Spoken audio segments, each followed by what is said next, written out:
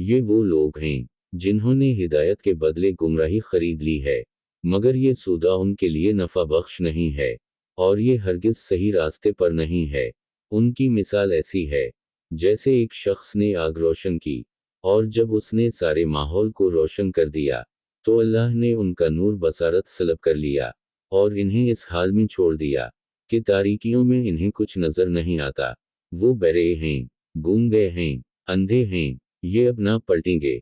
या फिर उनकी मिसाल यूं समझो कि आसमान से जोर की बारिश हो रही है, और इसके साथ अंधेरी घटा और कड़क और चमक भी है। ये बिजली के कड़ाके सुनकर अपनी जानों के खौफ से कानों में उंगलियां ठूंस लेते हैं, और अल्लाह उन मुनकरीन हक को हर तरफ से घेरे लिए हुए हैं। आयात कुरानी 16 ता 18। मतलब ये है कि जब एक अल्लाह के बंदे ने रोशनी फैलाई और हक को बातिल से, सही को गलत से, राह रास्त को गुमराहियों से छांट कर बिल्कुल नुमायां कर दिया, तो जो लोग दीदहा बीना रखते थे, इन पर तो सारी हकीकत रोशन हो गई। मगर ये मुनाफिक जो नफ्स परस्ती में अंधे हो रहे थे, उनको इस रोशनी में कुछ नजर ना आया। अल्लाह ने नूर बसारत सलब कर लिया कि अल्फाज से किसी को ये गलत फहमी ना हो कि उनकी तारीकी में भटकने की जिम्मेदारी खुद उन पर नहीं है। अल्लाह नूर बसारत उसी का सलब करता है जो खुद हक का तलब नहीं होता, खुद हिदायत के बजाय गुमराही को अपने लिए पसंद करता है, खुद सदाकत का रोशन चेहरा नहीं देखना चाहता। जब इन्होंने नूर हक से मुंह फेर कर जुल्मत बातिल ही में फटकना चाहा, तो अल्लाह ने इन्हें उसी की तौफीक अता फरमा दी। हक बात सुनने के लिए बहरे, हक गोई के लिए गूंगे, हक बीनी के लिए अंधे, यानी कानों में उंगलियां ठूंस कर वो अपने आप को कुछ देर के लिए इस गलत फहमी में तो डाल सकते हैं कि हलाकत से बच जाएं, मगर फिलहाल इस तरह वो बच नहीं सकते, क्योंकि अल्लाह अपनी तमाम ताकतों के साथ उन पर मुहित है।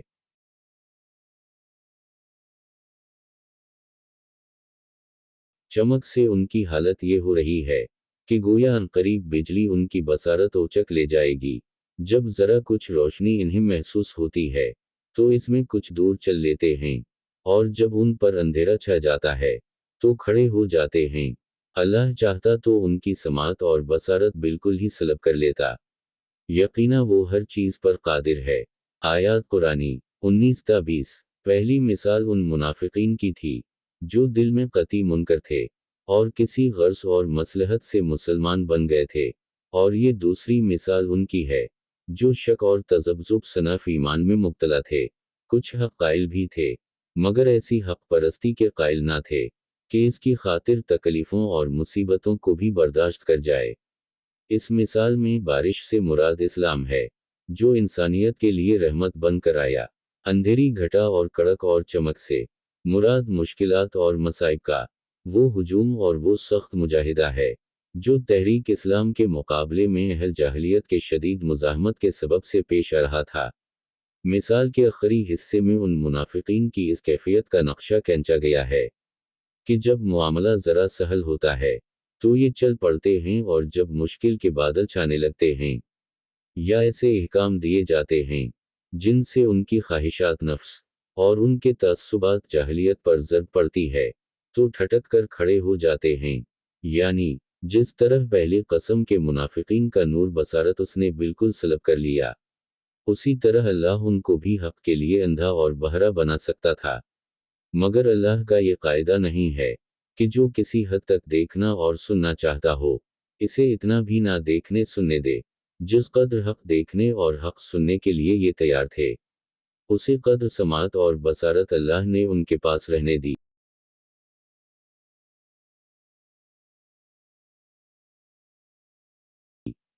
लोगों, इख्तियार करो अपने इस रब की जो तुम्हारा और तुमसे पहले जो लोग हो गुजरे हैं, इन सब का खालिक है। तुम्हारे बचने की तवक्को उसी सूरत से हो सकती है। वही तो है जिसने तुम्हारे लिए जमीन का फर्श बिछाया, आसमान की छत बनाई, ऊपर से पानी बरसाया, और इसके जरिए से हर तरह की पैदावार निकाल कर तुम्हारे लिए रिज्क बहम पहुंचाया। बस जब तुम ये जानते हो, तो दूसरों को अल्लाह का मत मुकाबिल ना ठहराव। और अगर तुम्हें इस अमर में शक है कि ये किताब जो हमने अपने बंदे पर उतारी है, ये हमारी है या नहीं, तो उसके मानिंद एक ही सूरत बना लाओ اپنے سارے ہم نواؤں کو بلا لو۔ آیات قرآنی 21 تا 23۔ اگرچہ قرآن کی دعوت تمام انسانوں کے لیے عام ہے، مگر اس دعوت سے فائدہ اٹھانا یا نہ اٹھانا لوگوں کی اپنی آمادگی پر اور اس آمادگی کے مطابق اللہ کی توفیق پر منحصر ہے۔ لہذا پہلے انسانوں کے درمیان فرق کر کے واضح کر دیا گیا ہے کہ کس قسم کے لوگ اس کتاب کی رہنمائی سے فائدہ اٹھا سکتے ہیں اور اس کے نہیں اٹھا سکتے۔ اس کے بعد اب تمام نوع انسانی کے سامنے وہ اصل بات پیش کی جاتی ہے جس طرح بلانے کے لیے قرآن آیا ہے، یعنی دنیا میں غلط بینی اور غلط کاری سے اور آخرت میں خدا کے عذاب سے بچنے کی توفیق، یعنی جب تم خود بھی اس بات کے قائل ہو اور تمہیں معلوم ہے کہ یہ سارے کام اللہ ہی کے ہیں، تو پھر تمہاری بندگی اسی کے لیے خاص ہونی چاہیے۔ دوسرا کون اس کا حقدار ہو سکتا ہے کہ تم اس کی بندگی بجا لاؤ؟ دوسروں کو اللہ کا مد مقابل ٹھہرانے سے مراد یہ ہے کہ بندگی اور عبادت کی مختلف اقسام میں سے کسی قسم کا رویہ خدا کے سوا دوسروں کے ساتھ برتاؤ کیا جائے۔ آگے چل کر خود قرآن ہی سے تفصیل کے ساتھ معلوم ہو جائے گا کہ عبادت کی وہ اقسام کون کون سی ہیں جنہیں صرف اللہ کے لیے مخصوص ہونا چاہیے، اور جن میں دوسروں کو شریک ٹھہرانا وہ شرک ہے جسے روکنے کے لیے قرآن آیا ہے۔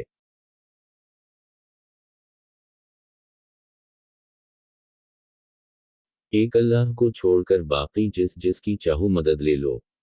اگر تم سچے ہو تو یہ کام کر کے دکھاؤ، لیکن اگر تم نے ایسا نہ کیا اور یقینا کبھی نہیں کر سکتے تو ڈرو اس آگ سے جس کا ایندھن بننے گے انسان اور پتھر جو مہیا کی گئی ہے منکرین حق کے لیے، اور اے پیغمبر جو لوگ اس کتاب پر ایمان لے آئیں اور اس کے مطابق اپنے عمل درست کر لیں انہیں خوشخبری دے دو کہ ان کے لیے ایسے باغ ہیں جن کے نیچے نہریں بہتی ہوں گی، ان باغوں کے پھل صورت میں دنیا کے پھلوں سے ملتے جلتے ہوں گے۔